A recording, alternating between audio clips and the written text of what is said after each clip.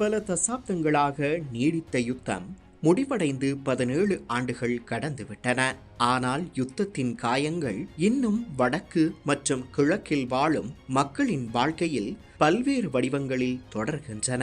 அவற்றில் மிக முக்கியமானதும் உணர்வுபூர்வமானதுமான பிரச்சினை அவர்களின் சொந்த காணிகளிலிருந்து நீண்ட காலமாக விலக்கி வைக்கப்பட்டிருப்பதாகும். யுத்த காலத்தில் பாதுகாப்பு தேவைகளுக்காக இராணுவ முகாம்கள் உள்ளிட்ட பாதுகாப்பு நடவடிக்கைகளுக்காக கையகப்படுத்தப்பட்ட தனியார் காணிகளும் மக்கள் பாரம்பரியமாக பயன்படுத்தி வந்த அரச காணிகளும் இன்று தேவையற்றதாக அடையாளம் காணப்பட்டிருப்பதால் அவை இனியும் மக்களிடமிருந்து தடுக்கப்பட வேண்டிய அவசியமில்லை. இந்த பின்னணியில் ஜனாதிபதி அனுரகுமார திசாநாயக்க தலைமையில் நடைபெற்ற கலந்துரையாடலில் பாதுகாப்பு தேவைகளுக்காக அத்தியாவசியமான காணிகளை மட்டும் அடையாளம் கண்டு விடுவிக்கக்கூடிய அதிகபட்ச காணி பகுதியை மக்களிடம் மீள கையளிக்க வேண்டும் என்ற பணிப்புரை வழங்கப்பட்டிருப்பது அரசியல் ரீதியாகவும் மனிதாபிமான ரீதியாகவும் முக்கியமான செய்தியாகும்.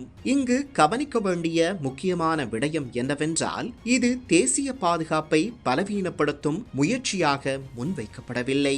மாறாக தேசிய பாதுகாப்பு எங்கு உண்மையில் தேவைப்படுகிறதோ அங்கு பாதுகாப்பை உறுதிப்படுத்திய பின்னர் அதற்கு தேவையில்லாத நிலங்களை மக்களிடம் மீள வழங்க வேண்டும் என்ற சமநிலையான அணுகுமுறையாகும்.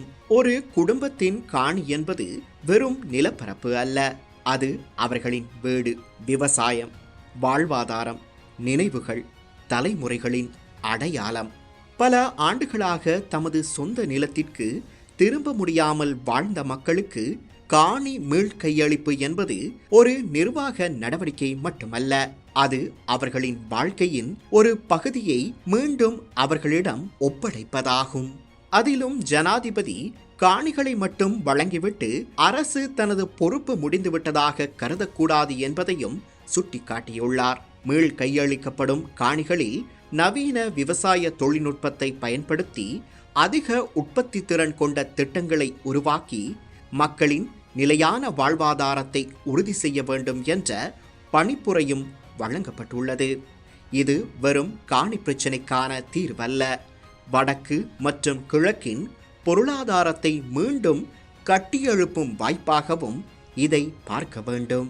இன, மத, மொழி வேறுபாடுகளை தாண்டி இந்த நாட்டில் ஒவ்வொரு குடிமகனுக்கும் தனது நிலத்திலும் வாழ்க்கையிலும் சம உரிமை உண்டு என்ற நம்பிக்கையை நடைமுறையில் உறுதிப்படுத்துவதே உண்மையான நல்லாட்சி. யுத்தத்திற்கு பின்னர் நல்லிணக்கம் என்பது வெறும் அரசியல் பேச்சுகளால் உருவாகாது. மக்களின் காணிகள் மக்களிடம் திரும்பும் போது, அவர்களின் வாழ்வாதாரம் மீண்டும் கட்டியெழுப்பப்படும் போது, அரசின் மீது நம்பிக்கை உருவாகும் போதுதான் நல்லிணக்கம் உயிர் பெறும்.